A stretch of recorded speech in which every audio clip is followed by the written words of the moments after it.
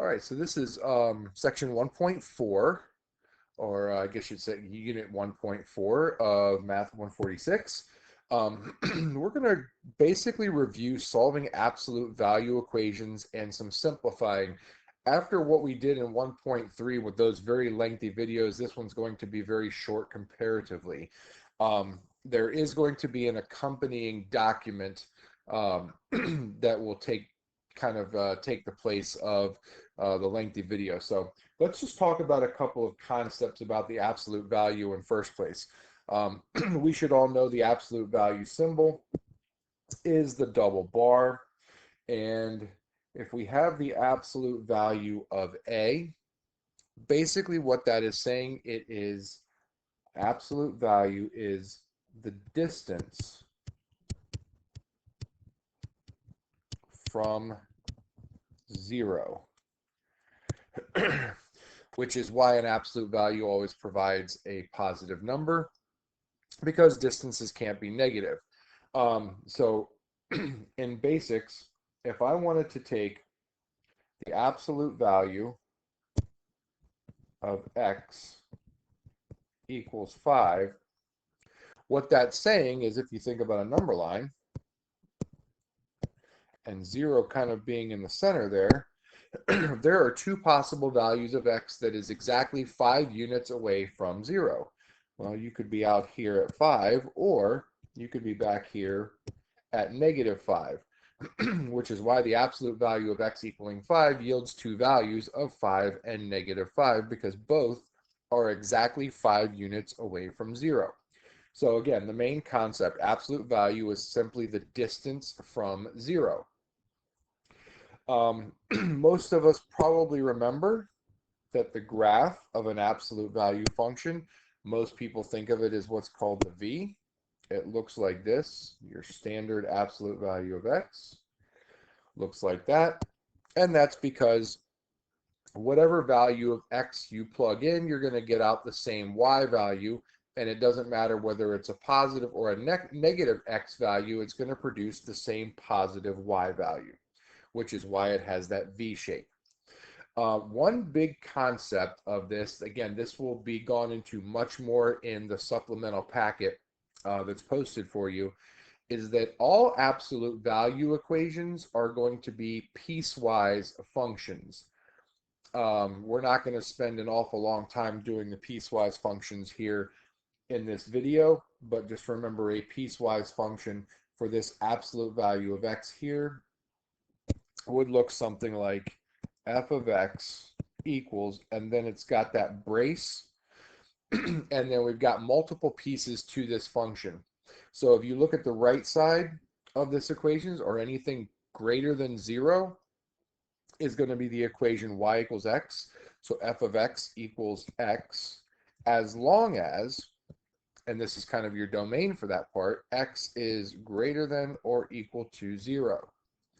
And then if you look at the left side of that graph, so basically this side, well, that's the equation y equals -x.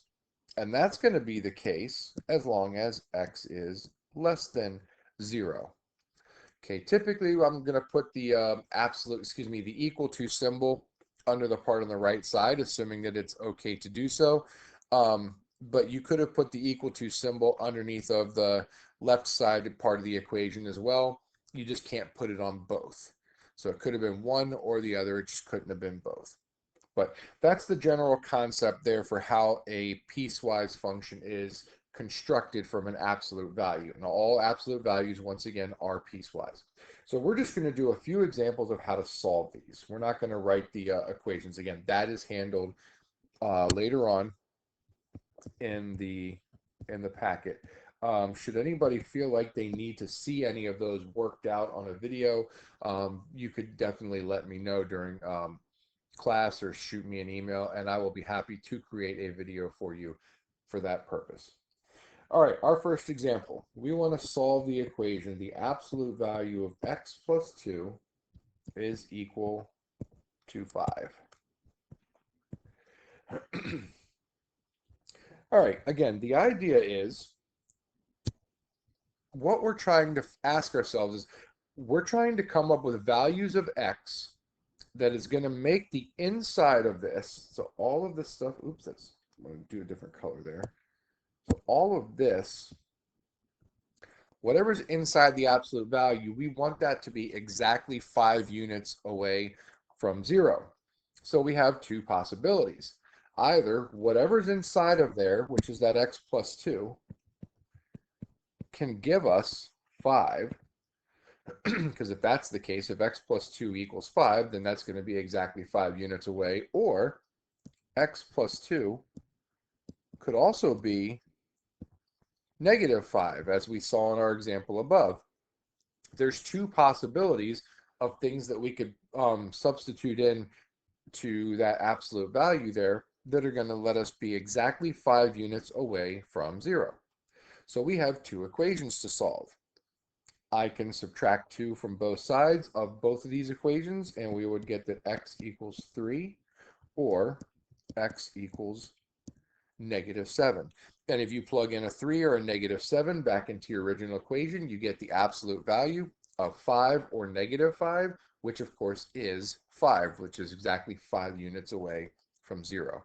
So you would have two solutions in this case. You would have a solution set of negative 7 and 3. All right. Let's move on to the next example.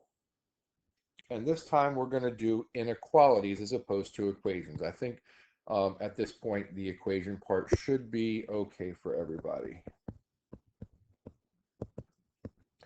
All right, so example 2. Let's talk about what it is to have an absolute value of x being less than 4. Well, again, basically the idea is you want the distance from 0, here's 0, the distance from 0 to be within 4 units. Has to be less than 4 units. Well, I can go all the way out this direction until I hit 4, wherever the 4 is. But I can't include the 4 because 4 itself is not less than 4. It would be less than or equal to 4, but it's not less than 4. So what I would do here is I would kind of put a parenthesis there indicating that that 4 cannot be included. But I can also be within 4 units if I go the other direction, down this way, down to negative 4. So typically what happens is if you have an absolute value equation, which is less than some kind of a number, what you do is you separate this into what's called a compound inequality, such that you would basically say, looking at your graph here, that negative 4 is less than x is less than 4. So it's a way to drop the absolute value symbol in order to solve the equation. Now there's nothing really to solve here, but should there have been something more inside of the absolute value with that x, which we will see, we would be able to solve it from there as a compound inequality. So let's actually take a look at one of those.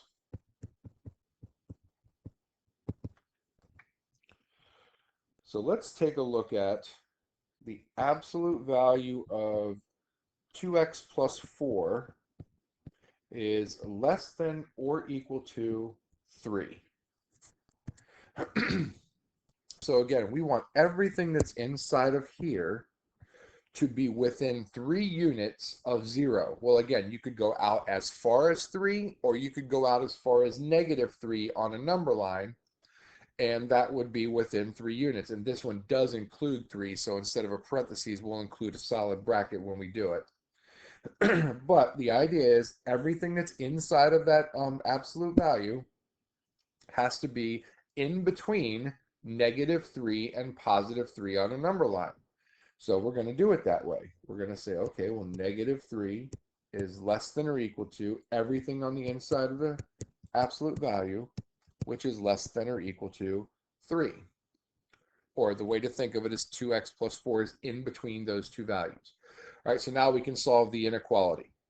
And again, it's a compound inequality, so what you do to one piece, you do to all of them to maintain the balance.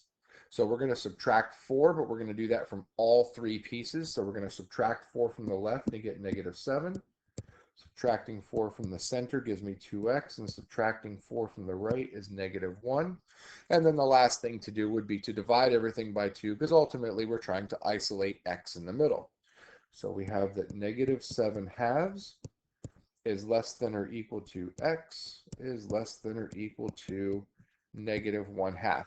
And what that does is it gives us a solution set of multiple values that will satisfy the inequality.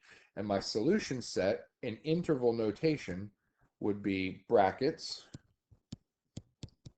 -7/2 to -1/2 and end in a bracket. And that again, that's because the endpoints are included as part of the solution set. Okay, so that's what you can do when it's less than a number. Let's say that you have one instead where it's greater than. So again, a very, very quick and easy example would simply be the absolute value of x has to be greater than 3. Well, what that means is now you want the distance from 0 to be bigger than 3. So if you think about this on a number line, again, here's 0. Well, 3 is out here, but I want that distance to be bigger than 3. So I actually want to go this direction. Everything that's greater than, I should write the 3 there, everything that's greater than 3 is going to be a possibility for my solution. However, you can also be more than 3 units away if you are less than -3. So when you have a greater than situation, you're actually going to need to split this because you have that middle piece, which is not included, but you've got 2 separate pieces on the outside. We're going to have to split this into 2 separate inequalities. And what we can say is that either x is going to be greater than 3 or x is going to be less than -3. And that will satisfy the solution. And in this case, there is no nice convenient way to write that solution as far as being in between 2 values. So it literally is just 2 separate pieces.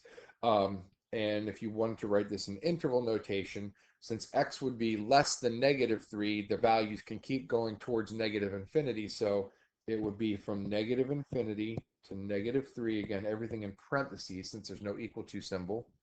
And then in union with everything from 3 off to infinity. That would be your solution set in interval notation. All right, let's try one where we actually have to do a little bit of solving. Same principle though. So example 5. We'll have the absolute value of 2x minus 5 is greater than 3. So again, we want every value on the inside of there to be more than 3 units away from 0. So either 2x minus 5 can be bigger than 3, or 2x minus 5 could be less than -3. Those are our 2 possibilities. Remember, whatever's inside has to be either bigger than 3 or less than -3 in order for it to be 3 units or more away, more than 3 units in this case, away from 0. So now you can solve each inequality. So we will add 5 to both sides, and we can do that on both of these at the same time. Or adding 5 to the one over here is going to be less than -2. And then you divide both sides by 2. So x is going to be greater than 4, or x is going to be less than -1. And if either one of those 2 of those things is satisfied, then you will have a good solution. So x is less than -1 would be values from -infinity to -1 in union with 4 to infinity. Again, everything in parentheses. All right, I think that's probably pretty good as far as a basic understanding of how to solve these equations. Just to make sure that everybody wants, I'm going to throw this extra little piece in here. Let's say you have a statement that looks like this. I'm going to give you 2 additional statements here. We'll call this example 6, but it'll be 2 different things. let's say we have an absolute value of x, or absolute value of anything for that matter, is greater than -4. Okay, there's not really any solving that you need to do here. Think about what this says. This says that the absolute value, or the distance from 0 of whatever's on the inside of that absolute value, has to be bigger than a negative number. Well, absolute values only produce positive numbers because they are distances. So if you ever end up with an absolute value being greater than a negative number, everything works. It's the set of all numbers, because there is no solution that will not work for this. So this would be the set of all numbers from -infinity to infinity. Likewise, let's say you have the absolute value of x being less than a negative number. Well, considering once again that the absolute value is a distance from 0, or a distance, and will produce a positive number, there is no solution that you can plug in here, because no matter what I plug in for x, I'm going to get a positive number, or 0, and they're trying to tell me that that can be less than -4. It can't be. So there, in this case, there would actually be no solution, or the null set. All right, I think that's good enough for this video. Again, there's the go ahead and take a look at the supplement. It's quite lengthy, and it has a bunch of extra examples on there. And again, should anybody need me to go over any of that and wants me to do a video on something, I would certainly be happy to do so.